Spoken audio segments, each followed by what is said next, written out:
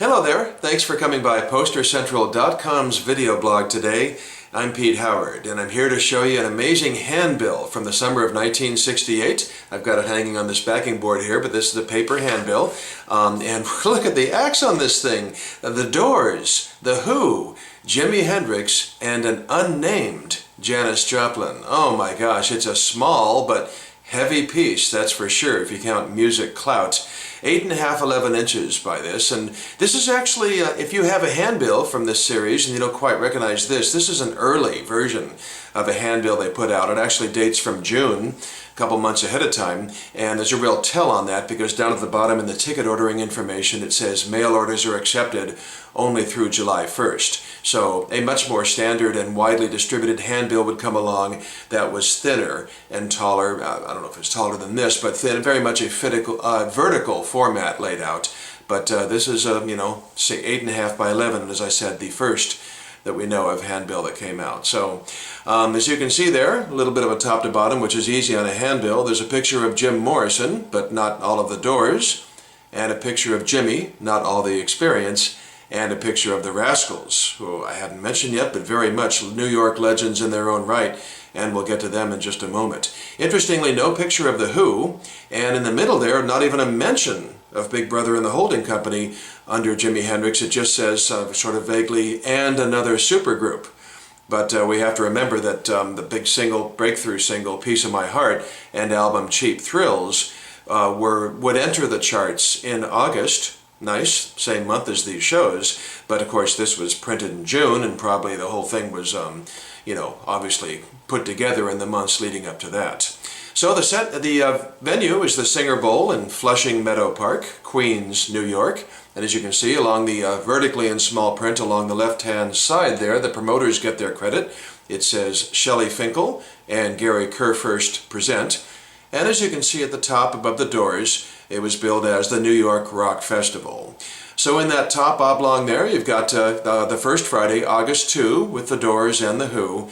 And wow, boy, I'll tell you, the Doors, their third album had just been released, Waiting for the Sun, their only #1 album, and it had just been released. So awesome time for them for sure. And Hello, I Love You, their current single, was the #1 record in the country at the time of this show, August 2nd. So beautiful time for the Doors for sure. Now the Who were not touring behind any album per se, but their new 45, Magic Bus, had just entered the charts this month in August for about a 9-week run, and of course the Who not really a singles band, but the song Magic Bus is looked back on with great fondness by us Who fans. Then you've got in the middle, Jimmy and Janis. Holy cats, if only Janis were mentioned, but that's okay, it was a Jimmy and Janis show. What's funny, who is mentioned is the Chambers Brothers there, as you can see. I'll get in a little closer. So I guess they'd be considered the slouches of this handbill, but that's kind of crazy because Time Has Come Today was a really important record, a favorite of mine in the summer of '68. You had that old long version, short version going on, like with the Doors' Light My Fire, and that was their big hit, and it had just entered the charts in August. So slouches, but still very important. This is all killer, no filler as far as I'm concerned. And then as far as Jimmy, I've done a whole lot of August 1968 blogging on Jimmy concert posters and stuff, so I won't be redundant. Suffice it to say, he was just ahead of the Watchtower single, All Along the Watchtower, and the classic Electric Ladyland album. And at this particular show, he had lots of trouble with his amplification, but of course that's hardly news or unusual either. And then, as I said, not listed, Big Brother and the Holding Company, and they were just ahead of Piece of My Heart and Cheap Thrills, as mentioned. Okay, and then the the third Friday, the last Friday of the month there, you've got, of course, the Rascals and the Vagrants opening up. And boy, the Rascals were at the end of just an amazing run on the charts. In fact, as far as hit singles, they blow away everybody on the handbill.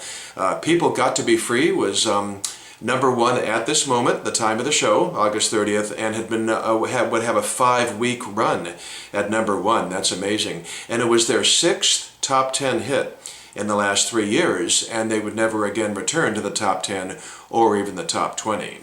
So then down at the bottom, the fine print, probably can't make it out, but don't need to. It's 4 lines of ticket information, and the tickets run from $3.50 to $7.50. And boy, that $7.50 is very much a 1970s ticket price. But you did have New York here, where things are more expensive and some real heavy talent, so maybe the 750 was just the first few rows or something. But what is funny is these were still the SASE days. As baby boomers remember that, you had to send in a self-addressed stamped envelope, or SASE, along with your payment for your tickets to be mailed back to you. So that's pretty fun and a sign of the times. So there you have it. Boy, a handbill that's just laden with 4 acts at the absolute peak of their commercial power. That would be the Doors, Jimmy, Janis, and the Rascals. And the Who, not really at their peak yet, but they put out Tommy the following year, and that would begin their peak phase. So just a ton of amazing music on this sweet little black and white 8.5 by 11-inch handbill. Hope you enjoyed seeing it today. Thanks a lot for coming by, and we'll see you next time. Bye-bye.